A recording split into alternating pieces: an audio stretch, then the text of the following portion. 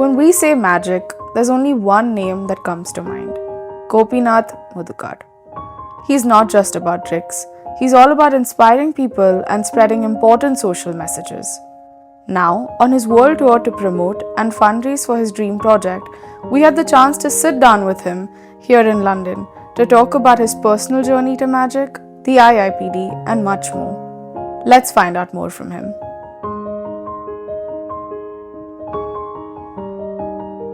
അപ്പോൾ ഞാൻ മലയാളികൾക്ക് മജീഷ്യൻ എന്ന് പറയുമ്പോൾ തന്നെ ആദ്യം വരുന്ന മനസ്സിലോട്ട് വരുന്ന ഒരൊറ്റ പേര് നമ്മളെ ഗോപിനാഥ് മുതുകാർ സാറാണ് ഞാൻ പറഞ്ഞോളൂ. അപ്പോൾ എനിക്ക് ആദ്യമായിട്ട് ചോദിക്കാനുള്ളത്, എത്ര തവണ സാറ് യു കെയിലോട്ട് വന്നിട്ടുണ്ട്? എന്താണ് ഇവിടെ യു കെയുടെ പറ്റി എന്താണ് പറയാനുള്ളത്? യു കെ നല്ല രാജ്യം, നല്ല സുന്ദരമായിട്ടുള്ള രാജ്യം. ഈ തണുപ്പാണ് പ്രശ്നം. തണുപ്പ്, പക്ഷേ തണുപ്പ് എനിക്കിഷ്ടം കേട്ടോ. ഇഷ്ടമല്ല. ഇവിടെ ആദ്യമായിട്ടാണോ അതോ അല്ല, ഒരുപാട് തവണ വന്നിട്ടുണ്ട് യു കെയിൽ വന്നിട്ടുണ്ട്. ഞാനൊരു 10 വർഷം മുമ്പ് ഇവിടെ ഒരു കുഷ്ലോഷ് എന്ന് പറയുന്ന ഒരു ഓർഗനൈസേഷൻ ഇല്യൂഷൻ ഷോ, അന്ന് ഞാൻ ഇല്യൂഷൻ ഷോ നടത്തിക്കൊണ്ടിരിക്കുന്ന കാലം. അന്ന് ഇല്യൂഷൻ ഷോയ്ക്ക് വന്നിട്ടുണ്ടായിരുന്നു. അന്ന് എനിക്ക് തോന്നുന്നത് 10-12 ഷോസ് ഉണ്ടായിരുന്നു. സ്കോട്ട്ലൻഡിലുണ്ടായിരുന്നു, അയർലൻഡിലുണ്ടായിരുന്നു. 10 years back.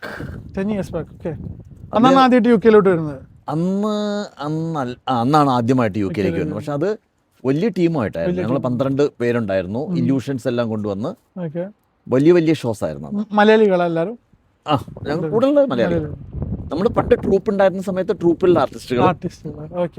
അപ്പോൾ ഈ ഒരു 10 കൊല്ലത്തും ഇതിൽ വലിയ മാറ്റങ്ങൾ യു കെയിൽ സംഭവിച്ചതായിട്ട് തോന്നുന്നുണ്ടോ? യു കെയിൽ അന്ന് വന്ന സമയത്ത് വേറെ ഒന്നും കണ്ടിട്ടില്ല. നമ്മൾ ഈ എന്തിലേക്ക് നോക്കുന്നു അതാണല്ലോ നമ്മൾ കാണുക. അപ്പോൾ ഇപ്പോൾ ഇങ്ങനെ പുറത്തേക്കൊക്കെ നോക്കുന്നുണ്ട്. പക്ഷെ അന്ന് നമ്മൾ വെറും ഷോയിൽ മാത്രം കോൺസെൻട്രേറ്റ്. ഒരു ഷോ കഴിഞ്ഞാൽ അടുത്ത ഷോ, ഒരു അങ്ങനത്തെ ഒരു അവസ്ഥയായിരുന്നു. ഷോ കഴിഞ്ഞ് മടങ്ങിപ്പോയി. യു കെ അങ്ങനെ ആസ്വദിക്കാൻ പറ്റിയിട്ടില്ല. പക്ഷേ യു കെ ആസ്വദിക്കാൻ അല്ല, യു കെയിൽ ഞാൻ അതിന് മുമ്പ് വന്നിട്ടുണ്ട്. ഒരു നീൽ ധവൻപോർട്ട് എന്ന് പറയുന്ന ഒരു ഫോട്ടോഗ്രാഫർ ഉണ്ട്. ഇപ്പം അദ്ദേഹം എവിടെ എനിക്കറിയില്ല. അദ്ദേഹം ന്യൂയോർക്ക് ടൈംസിലായിരുന്നു. യു കെക്കാരനാണ്. അദ്ദേഹത്തിന് ഞാൻ ഒരിക്കലും മറ്റേ ഭാരതയാത്ര നടത്തുന്ന സമയത്ത് പരിചയപ്പെട്ടു. അദ്ദേഹം ഞങ്ങളുടെ കൂടെ യാത്രയിൽ ഞങ്ങളുടെ കൂടെ വന്നു. അപ്പോൾ ഈ ഗാന്ധിജിയായിട്ടൊക്കെ ബന്ധപ്പെട്ട സ്ഥലങ്ങളിലൊക്കെ വന്ന് ഞങ്ങൾ ഫോട്ടോഗ്രാഫ്സ് ഒക്കെ എടുത്തത്. വലിയ ഫോട്ടോഗ്രാഫർ. അങ്ങനെ അദ്ദേഹമായിട്ട് വളരെ ക്ലോസ് ആയി. അദ്ദേഹമാണ് എനിക്ക് ആദ്യമായിട്ട് യു കെയിലേക്ക് എന്നെ കൊണ്ടുവരുന്നത്. ഫസ്റ്റ് ടൈം ഒരു ഫോട്ടോഗ്രാഫർ. 2005 ഐ തിങ്ക്, 2005 അന്ന് ഗാന്ധി മന്ത്ര എന്ന് പറഞ്ഞൊരു പ്രോഗ്രാം ഉണ്ടായ സമയത്ത് നാവി സ്റ്റോക്ക് സ്ക്വയറിലുള്ള ഗാന്ധി പ്രതിമയുടെ മുമ്പിൽ വെച്ചിട്ടായിരുന്നു അതിൻ്റെ തുടക്കം കുറിച്ചത്. അങ്ങനെ ആ പ്രോഗ്രാമായിട്ടാണ് ആദ്യം വരുന്നത് ഞാൻ. അപ്പം അന്ന് അദ്ദേഹം എന്നെ കംപ്ലീറ്റ് കൊണ്ടുനടന്ന് കാണിച്ചിട്ടുണ്ട്. യു കെ കാണിച്ചത്. ഞാൻ പുള്ളിയുടെ കൂടെ താമസിച്ചിരുന്നത്. അപ്പോൾ ഒരു എന്താ പറയുക, ഈ ഇംഗ്ലീഷുകാരൻ്റെ ഒരു സ്വഭാവവും ആ ഒരു ആക്ടിവിറ്റി കൾച്ചറൊക്കെ നമുക്ക് മനസ്സിലാക്കാൻ പുള്ളിയുടെ കൂടെ താമസിക്കുന്ന സമയത്ത് പറ്റി എന്നുള്ളതാണ് സന്തോഷം. അങ്ങനെ അപ്പോൾ അന്നത്തെ ഒരു 10 കൊല്ലത്തിൽ നിന്ന് ഇപ്പോൾ ഒരുപാട് വ്യത്യാസം. ഏറ്റവും വലിയ വ്യത്യാസം നമ്മൾ മലയാളികൾ ഒരുപാടായി എന്നുള്ളതാവും. അന്ന് കാണാത്തതിൽ വെച്ച് നോക്കുമ്പോൾ ആദ്യം വന്ന സമയത്ത് എനിക്ക് തോന്നുന്നു അധികം ആൾക്കാരൊന്നും ഉണ്ടായിരുന്നില്ല. ഇപ്പൊ ഒരുപാട് മലയാളികളുണ്ടല്ലോ. മലയാളികളുണ്ട്. മലയാള ഭക്ഷണവും ഇഷ്ടംപോലെ ഉണ്ട്. ഇഷ്ടംപോലെ ഹോട്ടലുകളുണ്ട്. അതുപോലെ നമ്മൾ നാട്ടിൽ കിട്ടുന്നതിനേക്കാളും നല്ല ഭക്ഷണം കിട്ടാറുണ്ട്. അത് ശരിക്കും നല്ലൊരു കോംപ്ലിമെന്റ്. അതാണ് നമ്മള് അതിപ്പോ ഒരു 4-5 കൊല്ലം കൊണ്ടാണ് ഇത്രയധികം മലയാളികൾ ഇത്രയും നല്ല റെസ്റ്റോറൻറ്റ്സ് ഒക്കെ ആയത്. വെജിറ്റേറിയൻ ഹോട്ടലുണ്ട് ഒരുപാട്. നല്ല വെജിറ്റേറിയൻ ഹോട്ടലുണ്ട്. പിന്നെ സാറ് ലൈക്ക് എനിക്ക് അറിയാത്തത് കൊണ്ടാണ്, എങ്ങനെയാണ് സാറ് ഈ മാജിക്കിലോട്ട് വന്നത്? അല്ലെങ്കിൽ ഫസ്റ്റ് ടൈം എന്തുകൊണ്ടാണ് ഈ ഫീൽഡ്, എങ്ങനെയാണ് ഇതിലേക്ക് എത്തിപ്പെട്ടത്? ഇത് ഒരു ചോദിച്ചു കഴിഞ്ഞാൽ എല്ലാവർക്കും മജീഷ്യൻ എന്ന് പറയുമ്പോൾ സാറിന് മുഖം ഫേസാ വരിക. പക്ഷെ എങ്ങനെയാണ് ഇതിലേക്ക് കുഞ്ഞുനാളിൽ വന്നതാണ്. അതായത് എനിക്ക് എന്ന് പറഞ്ഞാൽ അച്ഛൻ പണ്ട് കുട്ടിക്കാലത്ത് പറഞ്ഞ കഥ, വാഴക്കുന്ന നമ്പൂതിരി എന്ന് പറഞ്ഞൊരു മജീഷ്യൻ ഉണ്ടായിരുന്നു നമ്മുടെ കേരളത്തിൽ. നിങ്ങൾക്കൊന്നും ഓർമ്മ ഉണ്ടാവില്ല. നമ്മുടെ ഒരു പഴയ തലമുറയിൽ പെട്ട ഒരു മാജിക്കിന്റെ ഒരു ലെജൻഡായിരുന്നു അദ്ദേഹം. അപ്പോൾ അദ്ദേഹത്തെക്കുറിച്ച് ഇങ്ങനെ കഥകൾ പറയും അച്ഛന് വിദ്യാഭ്യാസമൊന്നുമില്ല. പക്ഷേ അച്ഛനിങ്ങനെ കുട്ടിക്കാലത്ത് ഇങ്ങനെ മടിയിരുത്തി കഥകൾ പറയും. അപ്പോൾ ഈ കഥകൾ പറഞ്ഞ് കേട്ട് ഈ വാഴക്കുന്ന നമ്പൂതിരിയും പോലെ മാജിക്കാരനാവണം എന്നുള്ളൊരു മോഹം ഉണ്ടാവുന്നു. അങ്ങനെ മാജിക് പഠിക്കാൻ വേണ്ടിയിട്ട് ഒരു പാമ്പാട്ടിക്ക് കുറച്ച് അച്ഛൻ്റെ പോക്കറ്റിൽ നിന്ന് പൈസ മോഷ്ടിച്ചെടുത്ത് പാമ്പാട്ടിക്ക് കൊടുക്കുന്നു.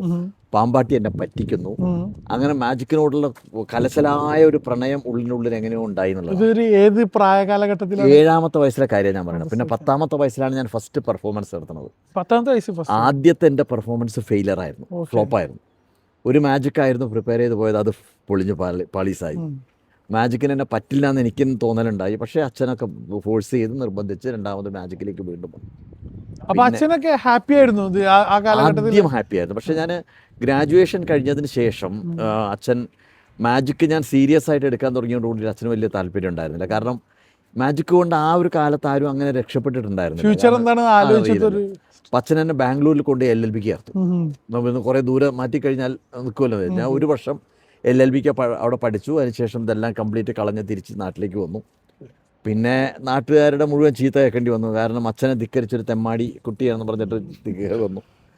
പക്ഷേ അന്ന് കഠിനാധ്വാനം ചെയ്തു. ഒരു ഷോ കിട്ടാൻ വേണ്ടിയിട്ടും ട്രൂപ്പ് ഉണ്ടാക്കാൻ വേണ്ടിയിട്ടും ഒരുപാട് അലഞ്ഞു നടന്നിട്ടുണ്ട്. കോട്ടയത്ത്, തിരുവനന്തപുരം. ആ സമയം കൊണ്ട് ഒരുപാട് പഠിച്ചെടുത്തോ? മാജിക്ക് പഠിച്ചെടുത്തു. മാജിക്കിൻ്റെ കുറേ സാധനങ്ങൾ ഉണ്ടാക്കി, ഒരു ട്രൂപ്പ് ഉണ്ടാക്കി, പഴയൊരു ബസ് മേടിച്ചു. ആ ബസ്സിൻ്റെ അടവ് തിരിച്ചടയ്ക്കാൻ സാധിക്കാതെ ഒരു സൂയിസൈഡ് അറ്റംപ്റ്റ് നടത്തി. ഇങ്ങനെ ജീവിതത്തിൽ അനുഭവിച്ച കഠിന യാതനകളും പ്രശ്നങ്ങളും ഇഷ്ടം പോലെയുണ്ട്. പതുക്കെ ഇങ്ങനെ ഡെവലപ്പ് ചെയ്തു. അങ്ങനെ പിന്നെ 100% പ്രൊഫഷണലായി. പിന്നെ ഒരു 45 ഇയേഴ്സ് മാജിക്കിനെ മാത്രം കൊണ്ട് ജീവിതത്തിൽ കൊണ്ടു നടന്നു. വലിയൊരു ട്രൂപ്പ് ഉണ്ടായിരുന്നു. 45 ഇയേഴ്സ് ആണ്. എത്ര വയസ്സായി ഇപ്പോൾ? എനിക്കോ 62ലേക്ക് 62ലേക്ക് പ്രവേശിക്കുന്നു. അപ്പോൾ ഇവിടെ UK ഞാൻ പറഞ്ഞത് ഒരു M-Cube എന്നുള്ള ഒരു ചാരിറ്റി പ്രോഗ്രാമിന് വേണ്ടി വന്നതാണ്. അതിനെപ്പറ്റി ഒന്ന് ആൾക്കാരിലേക്ക്. M-Cube എന്ന് പറയുന്നത്, ഞാനിപ്പോൾ ആക്ച്വലി പ്രൊഫഷണൽ ഷോ നിർത്തി. ഞാനൊരു 4 വർഷം മുമ്പ് ഷോയിൽ നിന്നൊക്കെ ഇവിടെ പറഞ്ഞു. ഇപ്പോൾ ഭിന്നശേഷിയുള്ള കുട്ടികളോടൊപ്പം ജീവിക്കുന്നു, അവർക്ക് വേണ്ടിയിട്ട് ആണ് ഇപ്പോൾ ജീവിക്കുന്നത്. അപ്പോൾ അതിൻ്റെ ഭാഗമായിട്ട് തിരുവനന്തപുരത്ത് ഒരു ഡിഫറെൻ്റ് ആർട്സ് സെൻറ്റർ എന്ന് പറയുന്ന സെൻറ്റർ ഉണ്ട്. ആ സെൻറ്ററുമായിട്ട് ബന്ധപ്പെട്ട് പ്രവർത്തിക്കുന്നു. അങ്ങനെ കാസർഗോഡ് ഇപ്പോൾ ഒരു വലിയ പ്രോജക്റ്റ് തുടങ്ങാൻ വേണ്ടിയിട്ട് ഒരു മനുഷ്യ സ്നേഹി നമുക്ക് കുറച്ച് ലാൻഡ് മേടിച്ചു. നമുക്ക് എന്ന് പറയുമ്പോൾ ഇതൊരു ചാരിറ്റബിൾ സൊസൈറ്റിയാണ്. ഡിഫറെൻ്റ് ആർട്സ് സെൻറ്റർ എന്നാണ് അതിൻ്റെ പേര്. അജിജി തോംസൺ ആണ് അതിൻ്റെ ചെയർമാൻ. അടൂർ ഗോപാലകൃഷ്ണനാണ് അതിൻ്റെ പേട്രൺ. അങ്ങനെ കുറേ ഡയറക്ടറോടുള്ള സ്ഥലമാണ്. അപ്പോൾ അതിലേക്ക് സ്ഥലം മേടിച്ചെന്നൊരു 20 ഏക്കേഴ്സ് ലാൻഡ്. അപ്പോൾ അവിടെ നമ്മൾ ഈ കാസർഗോഡ് അറിയാലോ, എൻഡോസൾഫാൻ്റെ വിക്ടിംസ് ഒക്കെ ഒരുപാടുള്ളതാണ്. അപ്പോൾ അവർക്ക് വേണ്ടിയിട്ട് അവർക്ക് വേണ്ടി മാത്രമല്ല, ഭിന്നശേഷിക്കാർക്ക് മുഴുവൻ വേണ്ടിയിട്ട് വലിയൊരു ലോകം ഉണ്ടാക്കുക എന്നുള്ളതാണ് സ്വപ്നം. ഇപ്പോൾ ഈ ബിൽഡിങ്ങൊക്കെ അങ്ങനെ കാണുന്ന സമയത്ത് എൻ്റെ മനസ്സിലൂടെ അങ്ങനെ പോകുന്നത് ഇതൊക്കെയാണ്. ഇതുപോലെയൊക്കെ ഒരു സംഭവം ഉണ്ടാക്കിയെടുക്കണമെന്നുണ്ടെങ്കിൽ എത്ര കാര്യങ്ങൾ നടക്കേണ്ടി വരും. അതിനുള്ള ഇതിലാണല്ലോ. അതിനൊരു വലിയ ഒരു സാമ്പത്തിക ബാധ്യതയുള്ളതാണ്. അപ്പോൾ അതുകൊണ്ട് ഞങ്ങളിപ്പോൾ CSR പ്രോജക്റ്റുകൾ നോക്കുന്നു. അതുപോലെ ഇപ്പോൾ നമ്മളെ കൊണ്ട് പറ്റാവുന്ന രീതിയിൽ കുറേ ഷോസ് ചെയ്ത് അതിലൂടെ സമാഹരിക്കുന്നു. അങ്ങനെ ചെയ്യാം. ഓസ്ട്രേലിയയിൽ പ്രോഗ്രാം ചെയ്തു. അവിടെ പണ്ട് ഷോ നടത്തിയ കാലത്തുള്ള കുറേ ഫ്രണ്ട്സ് ഉണ്ട് എല്ലാ രാജ്യത്തും. ഞാനൊരു 10-56 രാജ്യങ്ങളിൽ പോയിട്ടുണ്ട്. അപ്പോൾ അവിടെയൊക്കെ ഇങ്ങനെയുള്ള ബന്ധങ്ങളുണ്ട്. അപ്പോൾ അതുമായിട്ട് ബന്ധപ്പെട്ട് ഓസ്ട്രേലിയയിൽ ചെയ്തു, ദോഹയിൽ ചെയ്തു. ഇനിയിപ്പോൾ ഇവിടെ കഴിഞ്ഞതിന് ശേഷം അയർലൻഡ് പോകുന്നു. അയർലൻഡ് പോയിട്ട് പിന്നെ അവിടുന്ന് ഈ ഷോൻ്റെ ഒക്കെ പേര് M-Cube എന്ന് പറഞ്ഞാൽ മാജിക് മ്യൂസിക് മിഷൻ എന്നുള്ളതാണ്. മിഷൻ എന്ന് പറയുന്നത് ഈ നമ്മുടെ സ്വപ്നം, ഈ IIPD എന്ന് പറയുന്ന international institute for people with disabilities എന്ന് പറയുന്ന ഒരു സ്വപ്നം. ഇപ്പം നല്ല സുഖമുണ്ട് കേട്ടോ. അപ്പോൾ വെയിലൊക്കെ വന്നപ്പോൾ തണുപ്പൊന്നൊരു മോചനം നേടിയ പോലെ ഉണ്ട്. ഒരുപാട് രാജ്യങ്ങൾ കറങ്ങിയപ്പോൾ ഒരുപാട് കൺസെപ്റ്റ് ഉണ്ടാവില്ല ഇനിയിപ്പോൾ. കാരണം 56 രാജ്യം കവർ ചെയ്യാൻ അറിയുമ്പോൾ മിഷനിൽ അത്രയും ഡെവലപ്ഡ് ആയിട്ടും അത്രയും ഈസി ആയിട്ടും ചെയ്യാൻ പറ്റുമെന്ന് വിചാരിക്കുന്നു. ഞങ്ങൾ ഈ കാസർഗോഡത്തെ പ്രോജക്റ്റിന് വേണ്ടിയിട്ട് മാത്രമായിട്ട് ഞാൻ പല രാജ്യങ്ങളിലും പോയിട്ടുണ്ട്. അപ്പോൾ മറ്റുള്ള രാജ്യങ്ങളിൽ ഡിസബിലിറ്റി മേഖലയിൽ എങ്ങനെയാണ് കാര്യങ്ങൾ ചെയ്യുന്നത്. അപ്പോൾ ഈ രാജ്യം UK നന്നായിട്ട് ഇവരെ ഹെൽപ്പ് ചെയ്യുന്നൊരു സ്ഥലമാണ്. അറിയാമല്ലോ അല്ലേ? ഒരു കുട്ടി അങ്ങനെ വീട്ടിലുണ്ടെങ്കിൽ ഒരുപാട് സാമ്പത്തിക സഹായം കൊടുക്കുന്നുണ്ട്, ഒരുപാട് ഗ്രാൻഡുകൾ അലോട്ട് ചെയ്തിട്ടുണ്ട്. പക്ഷേ അതൊക്കെ അങ്ങനെയുള്ള കുറേ കാര്യങ്ങൾ. പിന്നെ ഇവർക്ക് വേണ്ടിയിട്ടുള്ള പല രീതിയിലുള്ള സംവിധാനങ്ങളുണ്ട് ഇവിടെ ഈ രാജ്യം ചെയ്യുന്നുണ്ട്. അപ്പം ഇങ്ങനെയുള്ള കാര്യങ്ങളൊക്കെ ഓസ്ട്രേലിയ നന്നായിട്ട് ചെയ്യുന്നുണ്ട്, ജപ്പാൻ നന്നായിട്ട് ചെയ്യുന്നുണ്ട്. അപ്പം അങ്ങനെയുള്ള കാര്യങ്ങളെല്ലാം ഇംപ്ലിമെൻറ്റ് ചെയ്തുകൊണ്ടുള്ള ഒരു വേൾഡ് മോഡൽ ആയിട്ടാണ് കാസർഗോഡ് ഈ പ്രോജക്റ്റ് നമ്മൾ പ്ലാൻ ചെയ്തിരിക്കുന്നത്. ഇതിപ്പോൾ ഇവിടുന്ന് ഇനിയിപ്പോൾ സ്കോട്ട്ലാൻഡ്, പിന്നെ സ്കോട്ട്ലാൻഡ് കഴിഞ്ഞ് അയർലൻഡ് കഴിഞ്ഞ് 2 ഷോ കൂടി ഇവിടെ തന്നെ ഉണ്ട്. തിരിച്ച് UK ആൾഡർഷോട്ടിലുണ്ട്, പിന്നെ വേറെ ഒരു സ്ഥലത്ത് കൂടി. അപ്പോൾ 2 ഷോ കൂടി കഴിഞ്ഞാൽ തിരിച്ചു പോകും. നാട്ടിൽ പോകും. അപ്പോൾ 5-ാം തീയതി നാട്ടിലെത്തും. അത് കഴിഞ്ഞിട്ട് 8-ാം തീയതി ദുബായിലേക്ക് വീണ്ടും വരും. അത് കഴിഞ്ഞിട്ട് 14-ാം തീയതി US വയ്ക്കും. ഈ ഒരു IIPD ഉഷാറാക്കാനുള്ള ഓട്ടത്തിലാണ്. സാർത്ഥകമാവുന്നത് വരെ ഓട്ടമാണ്. അപ്പോൾ പിന്നെ നമുക്ക് അടുത്ത കാര്യങ്ങളും ഇതൊക്കെ ഇവിടെ കേബിൾ കാർ ഉണ്ട്. അപ്പോൾ അതിൽ പോയിട്ട് നമുക്ക് ആകാശത്ത് നിന്ന് ചർച്ച ചെയ്യാം. ആയിക്കോട്ടെ. കാരണം സ്വപ്നം ആകാശത്താണ്. ആകാശത്തോളം വലിയ സ്വപ്നമായതുകൊണ്ട് ഓക്കെ.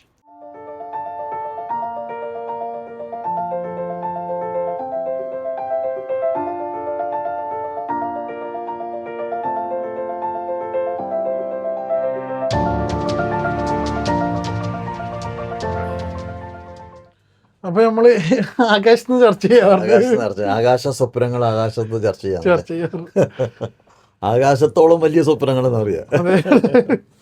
അപ്പൊ ഇപ്പോഴുള്ള ഒരു ആകാശത്തോടുള്ള ഏറ്റവും വലിയ സ്വപ്നമാണ് നമ്മളെ IIPD. അപ്പോൾ ഒരുപാട് പ്രശ്നങ്ങൾ നാട്ടിലുണ്ട്. എന്തുകൊണ്ട് കാസർഗോഡ് എൻഡോസൾഫാൻ ഇങ്ങനത്തെ? കാസർഗോഡ് എൻഡോസൾഫാൻ ഇഷ്യൂ അറിയാമല്ലോ. ഒരു 10-35 വർഷങ്ങൾക്ക് മുമ്പ് ഈ പറങ്കിമാവൻ തോട്ടത്തിൽ എൻഡോസൾഫാൻ എന്ന് പറയുന്ന ഒരു പോയിസൺ തളിച്ചതിൻ്റെ ഭാഗമായിട്ടാണെന്നാണ് പറയപ്പെടുന്നത്. അവിടെ ഉണ്ടാവുന്ന കുട്ടികളും അതിനുശേഷമുള്ള കുട്ടികളൊക്കെ ഒരുപാട് അനുഭവത്തിലുണ്ട്. അവിടെ പോയി കഴിഞ്ഞാൽ ഇഷ്ടംപോലെ കുട്ടികൾ ഇങ്ങനെയുള്ള കുട്ടികളുണ്ട്. അപ്പോൾ അവരൊക്കെ അനുഭവിക്കുന്ന പ്രശ്നങ്ങൾ, ഞാൻ യഥാർത്ഥത്തിൽ എൻ്റെ ഒരു മാജിക്കിൻ്റെ ലോകം, എൻ്റെ കരിയർ മാറിയത് ഞാൻ അവിടെ പോയിട്ട് ഒരു ഷോയ്ക്ക് പോയ സമയത്താണ്. ഒരു ഷോ നടത്താൻ വേണ്ടി പോയത് അല്ല, ആ ഷോ നടത്തിയത് മലയാള മനോരമ ഗവൺമെൻറ്റും കൂടി ചേർന്നിട്ട് അവരുടെ ഒരു പുനരധിവാസത്തിന് വേണ്ടിയിട്ടുള്ള ഫണ്ട് മൊബിലൈസേഷന് വേണ്ടി ചെയ്തായിരുന്നു. അപ്പോൾ ആ പ്രോഗ്രാമിന് പോകുമ്പോഴാണ് ഞാനിത് ഈ ഒരു ലോകത്തിനെ കുറിച്ച് അറിയുന്നത്. ആക്ച്വലി അത്രയും കാലം ഞാനിപ്പോൾ ഒരു സ്പെഷ്യലി ഏബിൾഡ് ആയിട്ടുള്ളൊരു കുട്ടി എൻ്റെ മുമ്പിൽ വന്നു കഴിഞ്ഞാൽ, ഓട്ടിസമുള്ളൊരു കുട്ടി വന്ന് ഞാൻ ശ്രദ്ധിച്ചിട്ടുണ്ടായിരുന്നില്ല. കാരണം എനിക്കതൊരു എൻ്റെ വിഷയം അതായിരുന്നില്ല. അപ്പോൾ പക്ഷെ അന്നാണ് ശരിക്കും പറഞ്ഞാൽ ഒരു ഓപ്പൺ ഐ എന്ന് പറയില്ല, ഒരു മനസ്സ് മാറുന്നൊരു അന്തരീക്ഷം ഉണ്ടാകുന്നത്. അവിടെ നിന്നാണ് ഞാൻ തുടങ്ങുന്നത്. പിന്നെ ആദ്യത്തെ ഒരു കുറച്ച് കുട്ടികളൊന്ന് ശൈല ടീച്ചർ മിനിസ്റ്ററാണ്. അപ്പോൾ ടീച്ചറോട് പോയി പറഞ്ഞിട്ട് ആദ്യത്തെ കുറച്ച് കുട്ടികളെടുത്ത് ഒരു 23 കുട്ടികളെ കേരള സോഷ്യൽ സെക്യൂരിറ്റി മിഷനെ നമ്മളെ ഏൽപ്പിച്ചു. അപ്പോൾ ആ കുട്ടികളിൽ തുടങ്ങി. ആ കുട്ടികൾ ഇപ്പോൾ അവിടെ നമ്മുടെ മാജിക് പ്ലാനറ്റിലെ എംപ്ലോയീസ് ആയിട്ട് ശമ്പളം മേടിച്ച് പെർഫോം ചെയ്തുകൊണ്ടിരിക്കുകയാണ് അന്ന് മുതൽ. ദാറ്റ് മീൻസ് 2017 മുതലാണ് ഞാൻ പറയുന്നത്. ഇത്രയും വർഷമായി. അപ്പോൾ ഈ കുട്ടികൾക്ക് വന്ന ഒരു IQ ലെവലിൽ വന്നൊരു മാറ്റത്തിൻ്റെ റിപ്പോർട്ട് CDC പുറത്തു കൊണ്ടുവന്നു. അപ്പോൾ എനിക്ക് തോന്നി ഇതിനകത്ത് എന്തെങ്കിലും ചെയ്യണം തോന്നി. അങ്ങനെ ഡിഫറെൻ്റ് ആർട്സ് സെൻറ്റർ തുടങ്ങി. അപ്പോൾ അവിടെ ഒരു 200-ലധികം കുട്ടികൾ ഇപ്പോൾ അവിടെ ഉണ്ട്. അങ്ങനെ ഇപ്പോൾ അവരുടെ കൂടെയാണ്. അപ്പോഴാണ് കാസർഗോഡ് ഒരു വ്യക്തി അവിടെ വന്ന് കണ്ട് കാസർഗോഡ് ലാൻഡ് മേടിച്ച് തരാമെന്ന് പറഞ്ഞ് ഒരാൾ ഇങ്ങോട്ട് അദ്ദേഹം ഒരു ഹിന്ദി പ്രൊഫസറായിരുന്നു കോളേജുകളിൽ. പിന്നെ അതിനുശേഷം അമേരിക്കയിൽ പോയി അദ്ദേഹം. പിന്നെ നാട്ടിൽ വന്നു. പിന്നെ അദ്ദേഹത്തിന് കംപ്ലീറ്റ് സേവന പ്രവർത്തനത്തിലേക്ക് വേണം. അങ്ങനെ അദ്ദേഹം താല്പര്യം എടുത്തിട്ടാണ് അവിടെ സ്ഥലം മേടിക്കുന്നത്. പക്ഷെ അദ്ദേഹം മരിച്ചുപോയി. ഞങ്ങൾ ഒരു 8 മാസമേ കണ്ടിട്ടുള്ളൂ. അദ്ദേഹം മരിച്ചുപോയി. അപ്പോൾ ആ സ്ഥലത്താണ് ഇപ്പോൾ നമ്മളിത് ചെയ്യുന്നത്. ഇത് കുറച്ചും കൂടി മുമ്പ് തുടങ്ങേണ്ടതായിരുന്നു. പക്ഷേ അപ്പോൾ നമ്മൾ ആദ്യം ഒരു ശൈല ടീച്ചറെല്ലാം കൂടി ചേർന്നത് അനൗൺസ് ചെയ്തതോട് കൂടി സോഷ്യൽ മീഡിയയുടെ അറ്റാക്ക് നേരിടേണ്ടി വന്നു ഞങ്ങളുടെ സ്ഥാപനത്തിന്, DACക്ക്. നമ്മുടെ കേരളത്തിൽ എന്തിനാണെങ്കിലും പ്രശ്നങ്ങളുണ്ടല്ലോ. തിരുവനന്തപുരത്ത് ഉണ്ടായിരുന്ന ഒരു ഇഷ്യൂസ് ആയിരുന്നോ? തിരുവനന്തപുരത്തല്ല, അത് DACയെ അങ്ങനെ ഇതാണെന്ന് പറഞ്ഞിട്ട് ഇങ്ങനെ, അത് സ്വാഭാവികമായിട്ട് എന്ത് ഇതുണ്ടാകുമ്പോഴും പക്ഷെ അത് ഉണ്ടാകുമ്പോൾ നമ്മൾ കുറച്ചും കൂടി ആവേശം കൂടും. ഡെഫിനറ്റ്ലി. അപ്പോൾ നമുക്കിപ്പോൾ ഇത് ഈ കാസർഗോഡത്തെ പ്രോജക്റ്റ് കംപ്ലീറ്റ് ചെയ്യുക എന്ന് പറയുന്നത് നമ്മുടെ റെസ്പോൺസിബിലിറ്റിയാണ്. അപ്പോൾ ഞങ്ങളൊരു 10 ഏക്കർ ലാൻഡ് നമ്മുടെ ചാരിറ്റബിൾ സൊസൈറ്റി മേടിച്ചു. അദ്ദേഹം 20 ഏക്കേഴ്സ് മേടിച്ചു തന്നു. 30 ഏക്കർ ലാൻഡ് ഉണ്ട്. നന്നായിട്ട് ചെയ്യാൻ പറ്റും നമുക്ക്. അപ്പോൾ ഞങ്ങൾ ഉദ്ദേശിക്കുന്ന ഒരു ഗ്ലോബൽ മോഡൽ, അതായത് ഈ അനിമൽ തെറാപ്പിയൊക്കെയുള്ള സംവിധാനങ്ങളൊക്കെ ചേർത്തിട്ട്. ഇപ്പൊ സ്വപ്നം കണ്ടാൽ നടക്കാത്ത ഒരു കാര്യമില്ല എന്നുള്ളതിന്റെ ഏറ്റവും വലിയ തെളിവല്ല. അല്ല, നമ്മൾ ഈ ഒരു പെട്ടിക്കകത്ത് ഈ എന്താ പറയുക, ഭൂമി മുഴുവൻ താഴെ കാണത്തക്ക രീതിയിൽ ഒരു വയറിന്റെ മേളിലാണ് ഈ സംവിധാനം പോയിക്കൊണ്ടിരിക്കുന്നത്. അപ്പോൾ ഞാൻ ആലോചിക്കുന്നതേ, നടക്കാത്ത ഒരു കാര്യമില്ല എന്നുള്ളതിന്റെ ഏറ്റവും വലിയ തെളിവാണ് ഇപ്പം നമ്മൾ. ഇപ്പം എനിക്ക് ഇവിടെ ഇരുന്ന് പറയാൻ പറ്റിയതിൽ വലിയ സന്തോഷം കിട്ടും. എൻ്റെ ഒരു എനർജി കൂടുക. പിന്നെ ഞങ്ങളൊക്കെ UK സ്റ്റുഡൻ്റായും ഇങ്ങനെയൊക്കെയായി വന്നതാണ്. സാറ് ഒരുപാട് അച്ഛനെ പറ്റി പറയുന്നത് കേട്ടിട്ടുണ്ട്. അതുപോലെ തന്നെ സാറ് ഇപ്പോൾ ഒരു അച്ഛനാണ്. ഞാൻ സോഷ്യൽ മീഡിയയിൽ ഇപ്പോൾ അടുത്ത് ഇൻസ്റ്റാഗ്രാമിൽ മോന് നമ്മളൊക്കെ വർക്ക് ചെയ്യണ പോലെ തന്നെ ഡൊമിനോസിൽ വർക്ക് ചെയ്തത് ഭയങ്കര. അവിടെ അവൻ്റെ ഒരു വലിയ, ഞങ്ങളൊരു പ്രോഗ്രാമിന് പോയതാണ് ഓസ്ട്രേലിയയിൽ. അപ്പോൾ അവിടെ പോയി ഞങ്ങൾ ഈ യൂണിവേഴ്സിറ്റി ഓഫ് സിഡ്നി കണ്ടപ്പോൾ അവൻ്റെ ഒരു ഡ്രീം, എനിക്കിവിടെ പഠിക്കണം എന്നൊരു ഡ്രീം. ഞാൻ പറഞ്ഞു നമ്മളെ കൊണ്ട് പറ്റുന്ന കാര്യമൊന്നുമല്ല. അവൻ പറഞ്ഞു ഞാൻ തൊഴിലെടുത്തിട്ട് പഠിച്ചോളാം ഒറ്റയ്ക്ക്. അങ്ങനെ അവനവിടെ കൊണ്ടാക്കി, അവൻ ചേർത്തു. പിന്നെ ഇപ്പോൾ അവൻ്റെ ഹോസ്റ്റൽ ഫീ മറ്റുള്ള കാര്യങ്ങളൊക്കെ അവൻ തന്നെ ഡൊമിനോസിൽ ജോലി ചെയ്തിട്ട് കുറച്ച് കൂടുതലാണ് വർക്ക് ചെയ്തിട്ട് അവൻ ഉണ്ടാക്കുന്നുണ്ട്. അങ്ങനെ ഞങ്ങൾ അങ്ങനെ സ്ട്രഗിൾ ചെയ്യുന്നു. പക്ഷേ നന്നായിട്ട് പഠിക്കുന്നുണ്ട്. അതെ അതെ അതെ. പിന്നെ ഞാൻ വിചാരിച്ചത് മറ്റൊരു രാജ്യത്ത് പോകുമ്പോൾ സ്വാഭാവികമായിട്ട് നമ്മുടെ ആറ്റിറ്റ്യൂഡിന് ഒരുപാട് ഡിഫറൻസ് വരും. ഇപ്പം നിങ്ങൾക്ക് തന്നെ കൾച്ചർ മാറും, നമ്മുടെ പെരുമാറ്റത്തിൻ്റെ രീതി മാറും, ജീവിതത്തിൻ്റെ സ്ട്രെസ്സും സ്ട്രെയിനും നമുക്ക് തിരിച്ചറിയാൻ പറ്റും. മറ്റത് അച്ഛൻ്റെ അമ്മയുടെ കൂടെ ജീവിക്കുന്ന സമയത്ത് സുഖമായിട്ടുള്ളൊരു ജീവിതമാണല്ലോ. അതൊന്ന് വ്യത്യസ്തമായിട്ട് കുറെ നമുക്ക് തണലുണ്ട്, സേഫ് സോൺ ഉണ്ട്. ഞങ്ങളന്ന് ഓസ്ട്രേലിയയിൽ ഷോയ്ക്ക് പോയതാ. അല്ലല്ല, ഷോയ്ക്ക് പോയ സമയത്ത് അവനോട് ചെല്ലാൻ വേണ്ടി പറഞ്ഞു. പക്ഷെ ഇത് അവൻ ജോലി ചെയ്തുകൊണ്ടിരിക്കുന്ന സമയത്ത് ഞാൻ ചെല്ലുമ്പോൾ അവൻ ഈ പിസ കട്ട് ചെയ്തുകൊണ്ടിരിക്കുക. അപ്പോൾ അവൻ നമ്മളിന്ന് മൈൻഡ് ചെയ്യുന്നില്ല. മൈൻഡ് ചെയ്ത് കഴിഞ്ഞാൽ അവൻ്റെ സായിപ്പ് പണി പോകുന്ന വിചാരിച്ചിട്ടായിരിക്കും. അപ്പോൾ ആ ഒരു കാഴ്ചയാണ് കണ്ടത്. അപ്പോൾ നമ്മുടെ ഒരു ഫ്രണ്ട് അതുലുണ്ടല്ലോ, അതുൽ എന്നറിയാം. വീഡിയോ ഷൂട്ട് ചെയ്തു, അതിങ്ങനെ പോസ്റ്റ് ചെയ്താണ്. പിന്നെ ഇല്യൂഷൻ ഓഫ് ലൈഫ് എന്നുള്ള സാറിന്റെ ലാസ്റ്റ് ഒരു പ്രോഗ്രാം കോഴിക്കോട് ചെയ്യാനുള്ള കാരണം എന്താ വെച്ചാല്, അത് അച്ഛന് വേണ്ടി. അതെ അതെ, ഞാൻ ആദ്യത്തെ എന്റെ ഷോ ചെയ്യുന്നത് കോഴിക്കോടാണ്. ഏറ്റവും ഫസ്റ്റ് 87 നവംബർ 20 ഞാൻ ആദ്യമായിട്ടൊരു പ്രൊഫഷണൽ ഷോ ചെയ്യുന്നത്. അപ്പോൾ അവിടെ ഒരു കോഴിക്കോട് ഇങ്ങനെ ഷോ കിട്ടാൻ വേണ്ടിയിട്ട് പല ടൗണിലും അലഞ്ഞ് നടക്കുന്നു, പെട്ടിയും പിടിച്ച് നടക്കുന്നു, ചോദിക്കുന്നു. അപ്പോൾ ആരും തരുന്നില്ല, മാജിക് ഷോ തരുന്നില്ല. കോഴിക്കോട് ഒരു ഓർഗനൈസേഷൻ ആദ്യമായിട്ട് ടാഗോർ ഹാളിൽ ഒരു പ്രോഗ്രാം തന്നു. അപ്പം അന്ന് അതിൻ്റെ ഒരുപാട് കാര്യങ്ങളുണ്ട്. കോഴിക്കോട് നിന്നാണ് ഞാൻ വണ്ടി വാടകയ്ക്ക് എടുത്ത് സേട്ടുവിൻ്റെ അടുത്ത് അടവിനെടുത്തത്. അടയ്ക്കാൻ പറ്റാതെ സേട്ടു അതിൻ്റെ അടവ് ഒഴിവാക്കി തന്നു. പിന്നെ ഒരു ബാലേന്ദ്ര പ്രസന്ന് ആദ്യത്തെ പോസ്റ്റ് പ്രിന്റ് ചെയ്യുന്നു, അതിന് പൈസ കൊടുക്കാൻ പറ്റാത്തപ്പോൾ അയാളത് സൗജന്യമായിട്ട്. അങ്ങനെ കോഴിക്കോടിനൊരു എനിക്കൊരു വല്ലാത്തൊരു അറ്റാച്ച്മെന്റ് ഉണ്ട്. ഒരുപാട് സ്ട്രഗിൾ സ്റ്റേജിൽ ഒരുപാട് സഹായിച്ച നഗരമാണ്. പിന്നെ രണ്ടാമത്തെ കാര്യം വെച്ചാൽ എൻ്റെ അച്ഛൻ മരിക്കുന്നത് കോഴിക്കോടിനാണ്, PVS ഹോസ്പിറ്റലിൽ. അപ്പോൾ അച്ഛനെ മരിക്കുന്ന സമയത്ത് ഞാൻ ഇരിഞ്ഞാലക്കുടയിൽ സ്റ്റേജിൽ പെർഫോം ചെയ്യാം. അപ്പം അച്ഛൻ അമ്മയോട് അവസാനമായിട്ട് ഇങ്ങനെ പറഞ്ഞു, പിന്നെ കുട്ടി മാജിക് കൊണ്ട് രക്ഷപ്പെട്ടുള്ളൂ തോന്നുന്നുണ്ട്, ഞാനോട് അതും കൂടി ഒഴിവാക്കരുതെന്ന് പറയണമെന്ന് പറഞ്ഞിരുന്നു. അപ്പോൾ ഞാൻ അതിനിടയ്ക്കാണല്ലോ മാജിക് നിന്ന് വിടുന്നത്. അപ്പോൾ സ്വാഭാവികമായിട്ടും അത് അമ്മയെ മുന്നിലിരുത്തി പറയണം എന്നൊരാഗ്രഹം ഉണ്ടായിരുന്നു. അമ്മയ്ക്ക് ഇപ്പോൾ 89 വയസ്സായി. അപ്പം അതുകൊണ്ട് അമ്മ തന്നെ വിളക്ക് തെളിച്ച് കോഴിക്കോട്ട് വലിയ സദസ്സിന് മുമ്പിൽ എന്തുകൊണ്ട് ഞാൻ മാജിക്കിൽ നിന്ന് വിട്ടുനിന്നു, മാജിക് എന്തിനു ഉപേക്ഷിച്ചു, പക്ഷെ മാജിക് ഇപ്പോഴും എൻ്റെ ജീവിതത്തിലുണ്ട്, പക്ഷെ അതിനേക്കാൾ വലിയ ഒരു വിസ്മയമാണ് ഇനി നമ്മൾ കാസർഗോഡ് നടത്താൻ പോകുന്നതെന്നൊക്കെ പറയാൻ വേണ്ടിയിട്ടൊരു വേദിയായിരുന്നു. പക്ഷെ അത് ഭയങ്കര സക്സസ് ആയിരുന്നു. ഓവർ ക്രൗഡഡ് ആയിരുന്നു. പ്രോഗ്രാം കാണാൻ വേണ്ടിയിട്ട് എന്ന് പറഞ്ഞാൽ ഓവർ ക്രൗഡഡ് ആയിരുന്നു.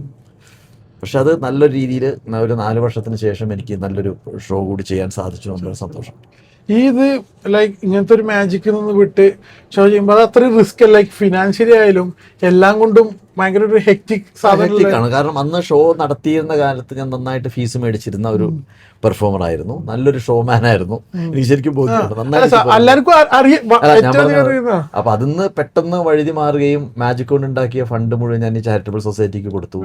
അപ്പൊ എല്ലാം കൂടി ആയപ്പോൾ അതിന്റെ സ്ട്രഗിളും സ്ട്രെസ്സും ഒക്കെ ഉണ്ട്. പക്ഷേ ഇപ്പൊ അനുഭവിക്കുന്ന വേറൊരു എന്താ പറയാ ഒരു ഫീലിംഗ് ഉണ്ടല്ലോ. യെസ്, നമ്മൾ ഈ കുട്ടികൾക്ക് വേണ്ടിയിട്ട് ജീവിക്കുകയും ആ കുട്ടികളോടൊപ്പം കഴിയുകയും ആ കുട്ടികൾക്ക് ഉണ്ടാവുന്ന ഒരു മാനസികമായിട്ടുള്ള വളർച്ച ഉണ്ടാവുകയും അവർ ഇവരെ പോലെ നിസ്വാർത്ഥമായിട്ട് സ്നേഹിക്കാൻ വേറെ ആർക്കും പറ്റില്ല. കാരണം അവരുള്ളിൽ ഒന്നുമില്ല. അപ്പം അങ്ങനെ സ്നേഹം അനുഭവിച്ച് അവരോടൊപ്പം ജീവിക്കുന്ന സമയത്ത് കിട്ടുന്ന ഒരു സന്തോഷം എന്ന് പറയുന്നത് അമേസിംഗ് ആണ്. വളരെ വളരെ വളരെ ഹാപ്പിയാണ്. നമ്മൾ ഇറങ്ങേണ്ട സമയമായി, യാത്ര ചെയ്തിട്ട് മതിയായതുമില്ല. മുതുകാടിനെ കണ്ട് ഇപ്പോൾ ഇറങ്ങിയിട്ടുള്ളൂ. നല്ലൊരു എനർജറ്റിക് ആയിട്ടുള്ള കോൺവെർസേഷൻ കഴിഞ്ഞിട്ടുള്ളൂ.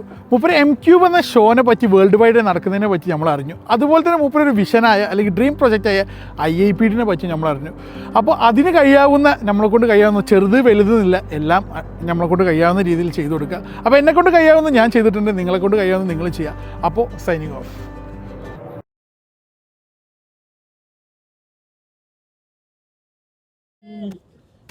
കുട്ടനാടൻ കായലിലെ കെട്ടുവെള്ളം തുഴയുമ്പോ പാട്ടൊന്നും പാടടി കറുമ്പി അന്തിക്കൂടെ കവത്തി ഞാൻ ഇളം കള്ളു കുടിക്കുമ്പോ പഴങ്കഥ പറയടി പുള്ളിക്കുയിലേ പുള്ളിക്കുയിലേ പുഞ്ചക്കിനി വെള്ളം കേറണം കള്ളിക്കുയിലേ തഞ്ചത്തിലും മീനും പിടിക്കണം വേമ്പനാട്ട് കായൽ തിരകൾ വിളിക്കുന്നു തകതിമിതിമുറൈ അമ്പിളിച്ചുണ്ടൻ വെള്ളം കുതിക്കുന്നു. എല്ലാവരും പാടാം. കുട്ടനാടൻ കായലിലെ കെട്ടുവെള്ളം തുഴയുമ്പോ പാട്ടൊന്ന് പാടടി കറുമ്പി അന്തിക്കൂടെ കവത്തി ഞാൻ ഇളം കള്ളു കുടിക്കുമ്പോ പഴങ്കഥ പറയടി പുള്ളിക്കുയിലേ.